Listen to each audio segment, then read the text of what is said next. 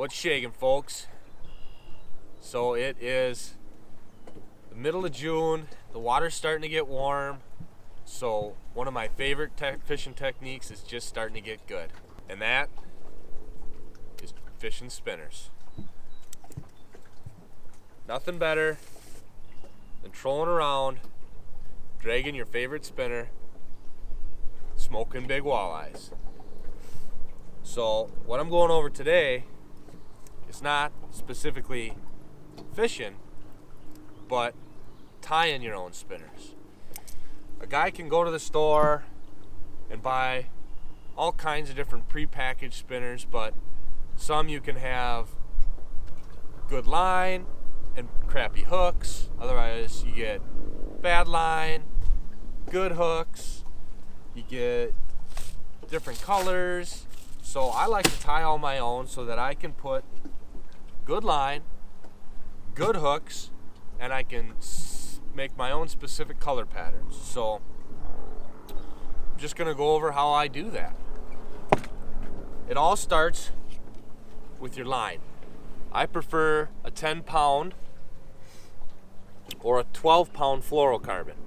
You don't want to get any lighter than 10 or 12 pounds, because if you get down into the 8 or 6 pound, your line diameter gets so thin that these blades, as these blades are spinning, they have a tendency to twist the line, and then you just get a mess. So you need a little bit heavier, thicker line so that you don't spin your line up and create issues. So I start with a 10 or a 12. I've got just a Berkeley 10-pound tri-line, the 100% fluorocarbon. So what I do is I just start with about 6 to 7 feet,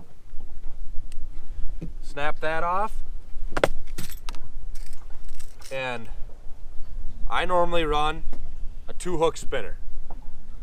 So just to show you what I'm doing here, I made myself a little prop. I'm gonna set those aside for now. So here you have your fishing hook.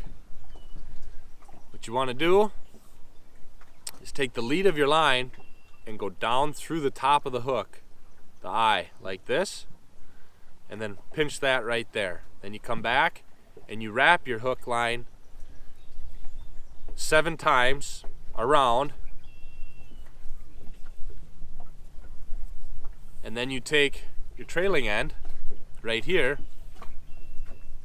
and you go back up through the hook like that. Then when you pull that tight, you get that nice tight cinch knot right there, and then you can just take your handy dandy knife and trim that excess down. All right, so that's how you tie your spinner knot. And then you pull out however much you want to create a gap, and you would tie your second hook right here. That way you have a 2-hook system using that same method. I've got my 10-pound fluorocarbon that I cut earlier. Again, I'm going down through the top of my hook, pinching that right there, and I'm going to wrap it 7 times. 1, 2, 3, 4, 5, 6, 7. Getting my trailing end of my line here. I'm going to go back up through the hole here. I'm going to cinch that down, and there you have it. And then when I'm done, I'll trim that tab there and we'll be good to go. So now I've got to start on my trailing end of the line here and take my second hook and feed it all the way back through. So I go up through the bottom like this, oops, with my second hook, and bring it down and pick the distance I want between my 2 hooks. All right, so I want about 3-4 inches, because I'll be trolling crawlers. If you're trolling leeches, maybe you put them closer together. Maybe you're doing a single hook. But then, so I get about 3-4 inches. I pinch that right there to mark my spot, and I just repeat the process. 1, 2, 3, 4, 5, 6, 7. Take that trailing end, put it back up through, pull my line, and there we go. Now I've got my double hook spinner. Now what I can do is I dive into my spinner box here, where I've got all my blades, all my beads, all the stuff I need, and then I decide, oh, what I'm gonna go with a red and chartreuse. You know, early in the year, that bright colors for me seem to work. I fish a lot of stained water, so I want bright colors. So I'm just gonna start with my trail end here, and I'm just gonna start feeding beads on there. You know, I got a red bead, so I'm just gonna feed a red bead on there. If I could find the middle here. There it is. Start with a red, and maybe I'll go with a yellow. I could go straight yellow, straight red.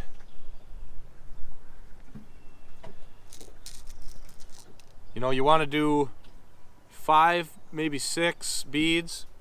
Basically what you want to do, and I'll show you here in a minute, is you want to create enough distance between your top hook and your blade so that your blade doesn't stop the fish from getting to that hook.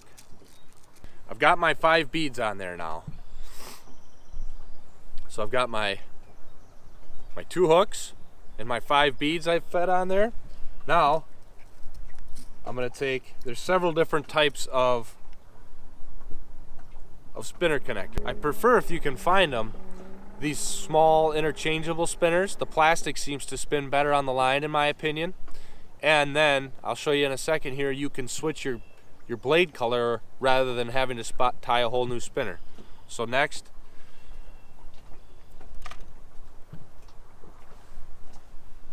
I'll feed this onto my line.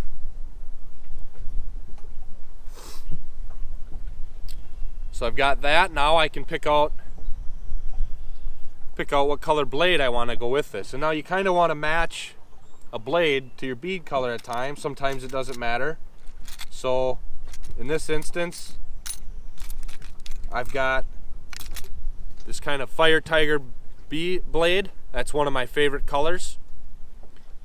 So I'm just going to take this and snap that on that swivel. Now one of the things you want to consider is getting enough beads in there. If you're running a long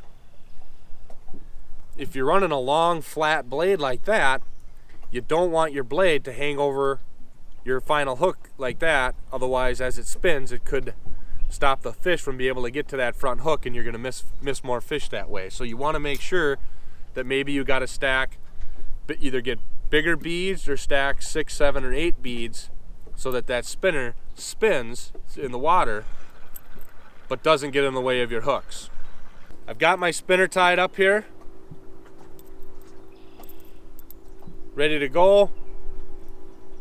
I want it to be about 4 or 5 feet long, so I go to the end here, and all I do is loop the line, put a couple twists in it to make it easier, and tie an overhand knot.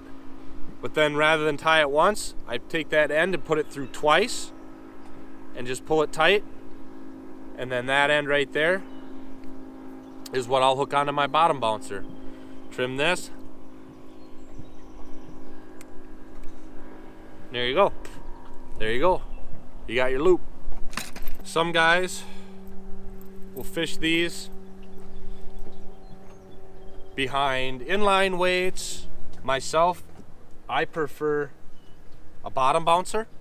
I've got several different sizes here. That's a 1/2, 3/4, 1 ounce, up to 1.5 ounces. Basically, rule of thumb for these is for every 10 feet, you want a 1/2 ounce. Every 5 feet, 1/4 ounce. So if I'm fishing 10 feet, 10 to 12 feet, maybe I'm running at a 1/2 ounce. I get into 15 feet of water, I'm going up to a 3/4 ounce or a 1 ounce. 20 feet, 20 to 25 feet, you know, I'm running 1 to 1.5. I'm always trolling these at about 1 to 1.5 miles an hour. I've got my weight box here with all my different sizes and weights. So depending on how deep water I'm fishing. So now I've got I tied my loop, you saw that earlier. That just hooks here at the end of the bottom bouncer. Close that up. And then this would hook onto my main line on a swivel. And then this just trails behind and spins like this as we travel through the water. I run a 10-pound fire line on my main line just because I prefer the power lines. So there you have it. Before any trip, I love to have about 10 to 15 of these tied up with some of my favorite colors and patterns, and a lot of different colors and patterns, so that, you know, if the fish are picky on a particular day, that I can run through some different colors before I gotta change tactics. As far as fishing these things goes, it's pretty simple. You just wanna run them at about 0.8 to 1.5 miles an hour, anywhere that you might find walleyes. I like to start running them as soon as that water temperature hits about 65 degrees. Those fish start to get active, really start chasing bait. This is strictly a reaction bite. They see these things buzzing by in the water and they can't help themselves. If I left anything out or if you have any questions, feel free to leave me a comment below. I got a few trips planned, so stay tuned and I'll go over exactly how I fish these while we're out in the boat. Thanks for watching.